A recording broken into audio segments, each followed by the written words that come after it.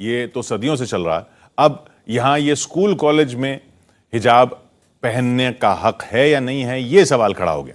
लेकिन मूल सवाल जहां से शुरू हुआ था उस पर बात करने के लिए हमारे साथ आज वो शख्सियत मौजूद हैं जिन्होंने इस तरह के सवालों पर बार बार अपनी राय रखी, बार बार उनका नाम इस तरह के सवालों पर आया, और आज वो केरल के राज्यपाल हैं। जी हाँ, आरिफ मोहम्मद खान साहब।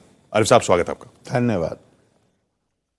सबसे पहले तो अभी आजादी के 75वें साल में इस तरह का ये जो विवाद है या इस तरह का ये जो सवाल है जिसको हक के नाम पर किया जा रहा है, क्या ये सवाल ही सही किया जा रहा है? देखिए, मेरा ये मानना है कि कौन क्या पहनता है ये कभी भी विवाद का विषय नहीं होना चाहिए। ठीक। ये हर व्यक्ति का अपना अधिकार है कि वो ये तय करे। शर्त सिर्फ इतनी है, शालीनता होनी चाहिए, डिसेंसी होनी चाहिए, सभ्यता होनी चाहिए, सुसंस्कृत होना चाहिए, वो है शर्त। लेकिन इसके साथ आपकी आर्मी है, आर्मी में जो आदमी भर्ती होगा वो ये नहीं कह सकता कि मैं जो चाहूंगा वो पहनूंगा। पुलिस में जो आदमी भर्ती होगा वो ये नहीं कह सकता कि मैं, चाहे वो महिला हो चाहे पुरुष हो।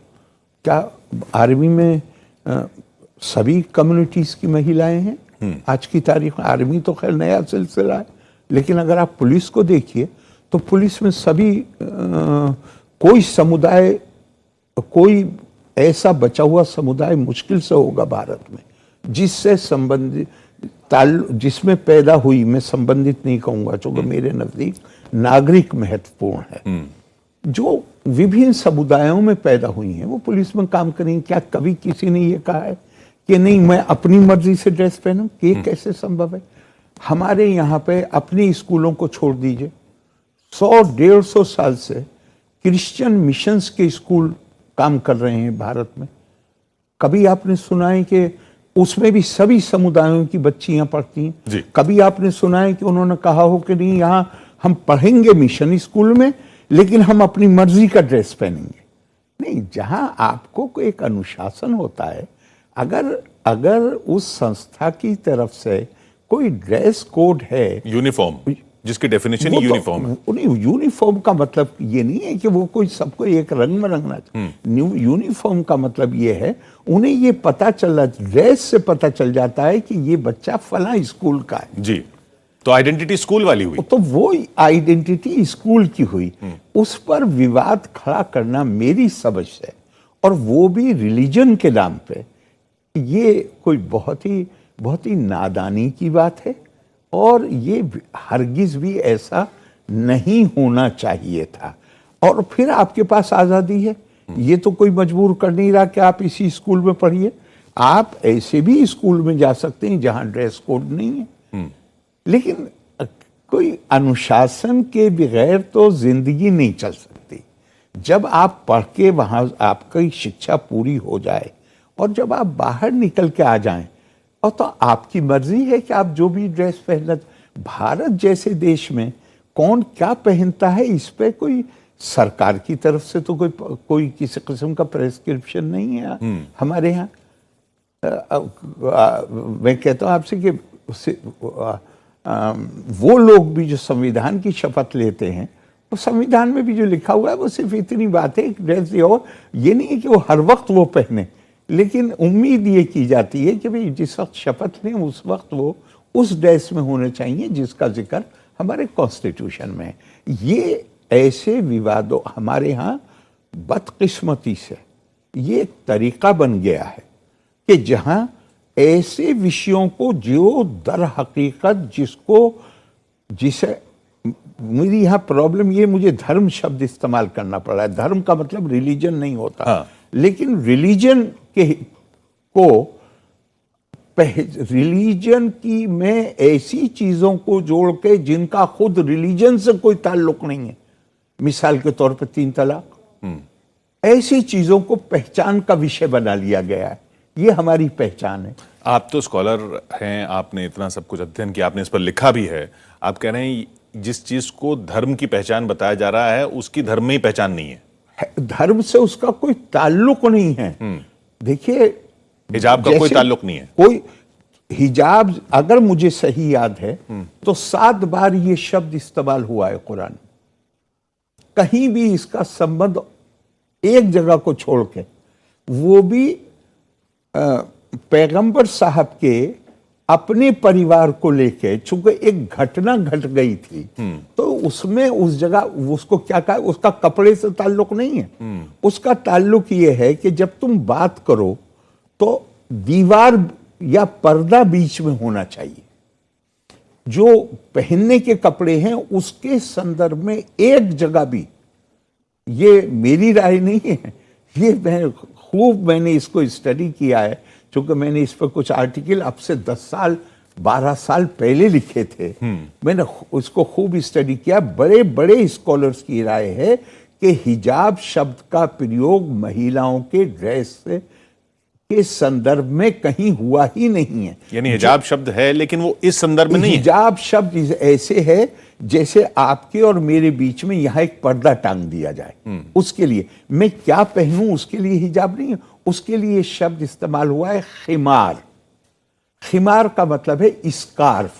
हमारे यहां भारत में जैसे दुपट्टा महिलाएं इस्तेमाल करती हैं। और ये बहुत मजेदार बात है कि जो कुरान की आयत है वो ये कहती है कि और अपने खिमार को, क्योंकि उसका जो संदर्भ है, उसका संदर्भ है वो ये बताता है कि अरब महिलाएं इतने हिस्से को खुला रखती थी।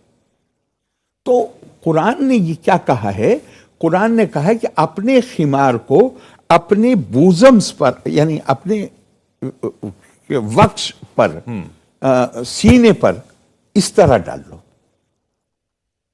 और दूसरी बात यह है कि ये आयत आई है, ये मत भूलिए कि उस जमाने में दुनिया में सब जगह और खास तौर से अरब में उन महिलाओं की तादाद अच्छी खासी थी जो गुलाम थीं, जिनको कनीज कहा जाता था, जिनसे पेशा का काम भी कराया जाता था। अब ये और इसी आयत में कहा है कि अपने आप को इस तरह कर लो ताकि तुम उन महिलाओं से विभिन्न नजर आओ। आज तो दुनिया में कहीं गुलामी है नहीं। आज तो हर महिला या हर पुरुष, खास तौर से जैसे हमारे फंडामेंटल राइट्स हैं, जैसे यूनाइटेड डिक्लेरेशन का, यूनाइटेड नेशंस का डिक्लेरेशन है, आज कोई गुलाम तो है नहीं। आज तो आपको ये महिला गुलाम है और ये आजाद है। आज इसकी डिस्टिंक्शन की जरूरत नहीं है। कोई भी चीज जो होती है उसका एक संदर्भ होता है। वो भी जो कहा है वो इसके लिए कहा है ताकि तुम्हारे और उन गुलाम, चूंकि उन गुलाम औरतों को तो बेचारों का कोई स्टेटस नहीं था, उनको तो रास्ता चलते में भी कोई भी आदमी हाथ पकड़ के घसीट लेता था, कोई आदमी उनको बदतमीजी करता था उनके साथ, ऐसी भी किसी महिला के साथ हो जाती थी। तो उसकी एहतियात के तौर पर कुरान ने कहा कि खिमार को अपने बूजम पे डाल लो ताकि तुमको पहचाना जा सके। ये देखिए इंपॉर्टेंट लफ्ज है, पहचाना जा सके। पहचाना जा सके का मतलब क्या है? आपकी आइडेंटिटी को एस्टेब्लिश करने का तरीका बताया है, आपकी पहचान को खत्म करने के लिए नहीं है ये।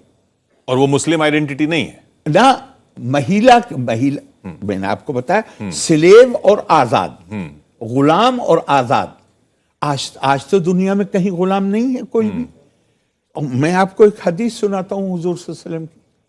हदीस है कि तुम उस जमाने में रह रहे हो जहां जो कुछ तुम्हें बताया जा रहा है, अगर उसमें से तुमने 10% भी छोड़ दिया तो तुम बर्बाद हो जाओगे। लेकिन बाद का जो जमाना आएगा उसमें अगर तुमने 10% पर अमल कर लिया, कार्यान्वित मतलब उसके मुताबिक अपना जीवन बिताया, तो तुम्हारी कामयाबी हो जाएगी। यानी इन्नकुम फी ज़मानिन मन तरका मिनकुम बिउशरी मा उमीरा बिही हलाका। अगर 10% भी छोड़ दिया तो हलाक हो जाओगे।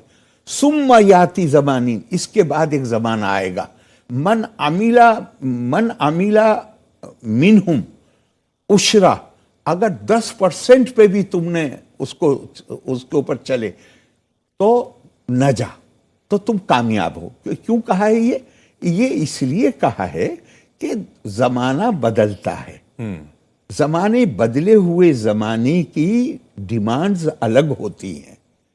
इसका मतलब हरगिज ये नहीं है कि मैं आपसे ये कह रहा हूं कि आप नंगे होकर सड़क पर घूमिए, नहीं। शालीनता, सभ्यता, संस्कार, ये बहुत महत्वपूर्ण जो आज के जमाने के, जो शायद हर जमाने में, हाँ। हर जमाने में रहेंगे, मगर शालीनता अलग चीज है।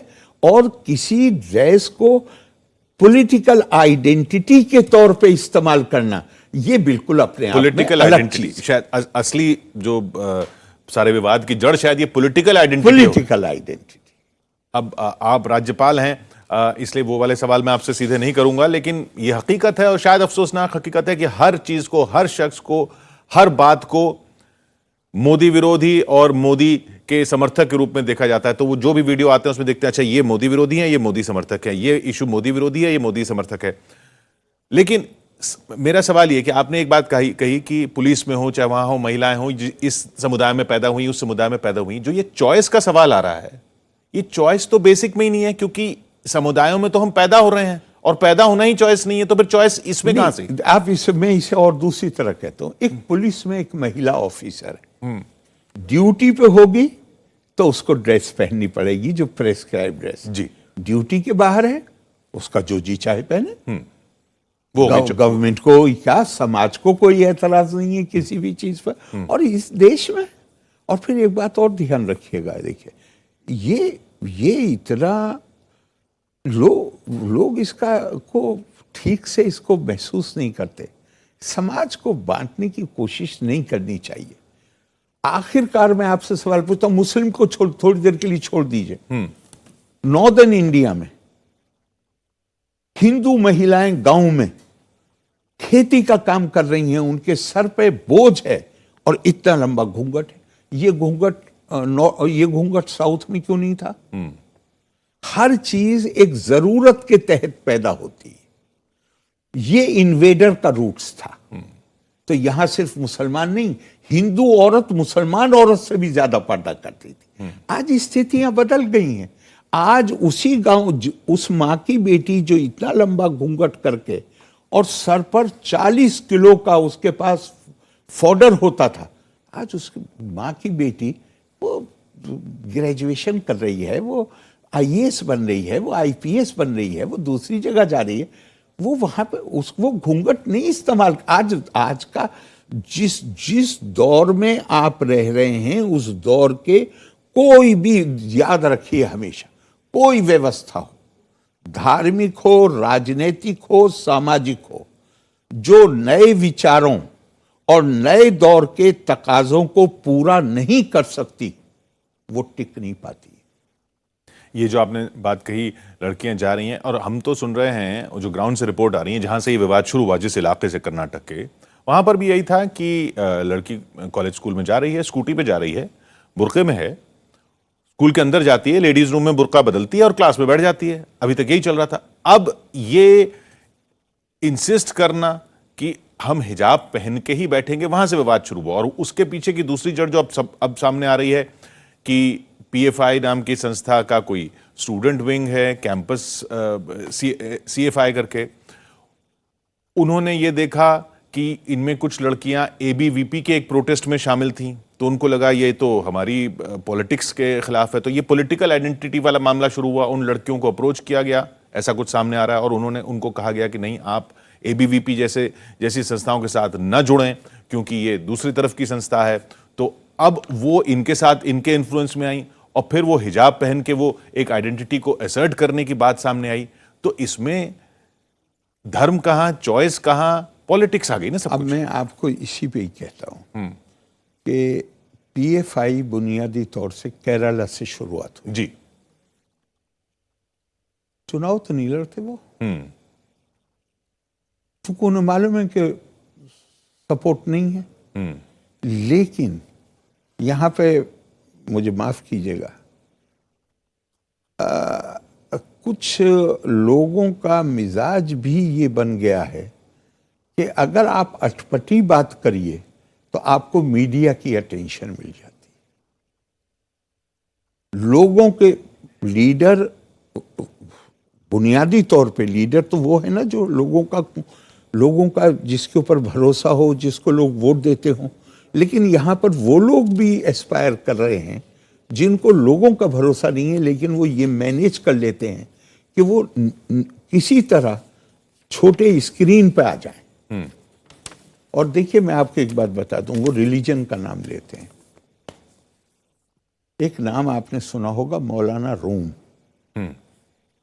मौलाना रूम न सिर्फ बहुत बड़े शायर हैं, उनकी जो मसनवी है उसको कहा गया है कि ये पहलवी जुबान यानी पर्शियन भाषा में, फारसी में, ये दरअसल में कुरान की तालीमात का, जो कुरान की शिक्षा है उसका निचोड़ है। और उस निचोड़ का निचोड़ क्या है, मतलब सब मानते हैं मौलाना रूमी को कि कुरान की जो शिक्षा है उसका निचोड़ है मौलाना रूम की शायरी। और मौलाना रूम की उस निचोड़ का निचोड़ क्या बताया उन्होंने, तू बराए वसल करदन आमदी, ने बराए फसल करदन आमदी। रिलीजन का मैसेज देने वाले के लिए कहा है कि तुम्हें भेजा गया है लोगों को नजदीक लाने के लिए, लोगों को जोड़ने के लिए, उनको तोड़ने के लिए नहीं भेजा गया। हमारे यहाँ लगातार पिछले 100 वर्ष का इतिहास, बल्कि आप और उससे ज्यादा नजर डालिए, धर्म का सिर्फ एक ही इस्तेमाल किया जा रहा है, मुल्क को बांट दो। अब मुल्क बट गया, 2 टुकड़े हो गए, बांटने वाले उस मुल्क को 25 साल इकट्ठा नहीं रख पाए, वो बट गया। अब मुल्क बांटने की अंग्रेज तो है नहीं हिंदुस्तान में कि मुल्क बांटा जा सके फिर से, तो अब समाज को बांटो। तो मैं किसी को मेरा मकसद ये नहीं है कि मैं किसी को के बारे में बुराई करूं, मैं सिर्फ उनसे हाथ जोड़ के अपील करता हूं कि आप अपनी एम्बिशंस के लिए, अपनी महत्वाकांक्षाओं के लिए, अपनी ख्वाहिशों के लिए रिलीजन का इस्तेमाल मत कीजिए। पॉलिटिक्स, मैं मानता हूं कि पॉलिटिक्स में बहुत कम लोग होते हैं जो जोड़ने का काम करते हैं, लेकिन रिलीजन तो सिर्फ जोड़ने के लिए है लोगों को।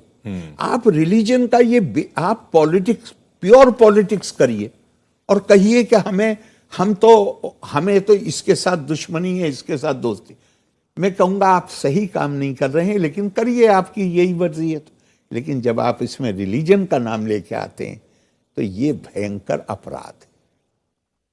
सबसे एक सवाल जो उठता बार बार, जो आप भी उसका सामना करते रहे हैं शाहबानो के टाइम से, शाहबानो केस के टाइम से, इसमें लिबरल जो थॉट कहा जाता है वो उस तरफ खड़ा दिख रहा है, जो लिबरल थॉट का एक हिस्सा उस तरफ खड़ा दिख रहा है कि नहीं हिजाब पहनने का हक है। मतलब लिबरल तो बाय डेफिनेशन, या लिबरल को तो प्रगतिशील के साथ होना चाहिए ना, लिबरल को तो प्रोग्रेसिव के साथ होना चाहिए। भाई किशोर जी, मैं यहाँ दूसरा सवाल करता हूँ, हिंदुस्तान में मुझे उसका नाम बताइए जो कह रहा हो कि हिजाब पहनने का हक नहीं।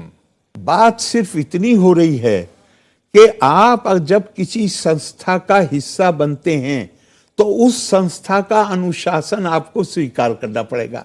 अगर आप उसको स्वीकार नहीं करते, आप किसी और संस्था में चले जाइए। अगर यहां संस्था की बात हो रही है, यहां पे हिंदुस्तान में क्या कोई ऐसा आदमी है जो ये कहे कि मुझे इस पे एतराज है कि आप ये कपड़े क्यों पहने हुए? यहां बात सिर्फ इतनी हो रही है कि अगर आपने एक संस्था में, खुद आपको किसी ने मजबूर नहीं किया, आप वहां गए हैं, अगर आपको वहां का माहौल अपनी मर्जी के मुताबिक नहीं नजर आता, आप उसको छोड़ के दूसरी संस्था में चले जाइए। लेकिन आपको अनुशासन बिगाड़ने का अधिकार तो नहीं है। और लिबरल, यहां पे लिबरल की एक और भी समस्या है। मैं इस डिटेल में नहीं जाऊंगा, मगर मैं एक बात बताता हूं आपको। 1986 में 300 से ज्यादा हिंदुस्तान के नामी गिरामी लोगों ने, जिसमें सुप्रीम कोर्ट, हाई कोर्ट के एक्स जजेस थे, सर्विंग ऑफिसर्स थे, आईएफएस, आईपीएस, यूनिवर्सिटी के प्रोफेसर 200 से ज्यादा थे। और उसमें पहला दस्तखत था बदरुद्दीन तैयब जी का, जो हमारे पुराने वाइस चांसलर भी और एम्बेसडर भी भारत के, जिन्होंने प्रधानमंत्री को खत लिख के कहा कि शाहबानों पर जो चीज पर्सनल लॉ बोर्ड कह रहा है ये इस्लाम के मुताबिक नहीं है, आप इनकी बात मत मानिए। और उन्होंने मुझे सपोर्ट किया। लेकिन जब गवर्नमेंट ने मान ली बात पर्सनल लॉ बोर्ड की और मैंने इस्तीफा दे दिया, तो मैं आपको बताता हूं इसमें से एक अच्छी तादाद, खास तौर से जो गवर्नमेंट ऑफ इंडिया के सर्विंग ऑफिसर थे, टाइम लेके मेरे पास आए मेरे घर पे और मुझसे कहा कि आरिफ साहब, हमारी हमदर्दी आपके साथ है, हमने आपको सपोर्ट किया है, पर हम आपसे दरख्वास्त कर रहे हैं इस मामले को आप छोड़ दीजिए, इन लोगों से लड़ाई मत लड़िए, ये बड़े खतरनाक लोग हैं, ये आपको बहुत नुकसान पहुंचा देंगे। आप जैसे लोगों के विचार सुन के शायद उनको बंद करने में मदद मिले। बहुत बहुत बहुत बहुत बहुत शुक्रिया हमसे बात करने के लिए आरिफ साहब। अफसोस ये कि उस जमाने में रह रहे हैं जहां इल्म की तलब हो तो वो तालिब होता है, वो तालिबान होते हैं, यहां से शब्द शुरू हुआ था। और आज तालिबान का मतलब क्या हो गया? तालिबान स्टूडेंट होता है, स्टूडेंट एक इंस्टीट्यूशन का होता है, उस इंस्टीट्यूशन की यूनिफॉर्म है। ये बात आरिफ मोहम्मद साहब ने जिस अंदाज में बताई, जिस वजन के साथ बताई, शायद वो सबको समझने की जरूरत है।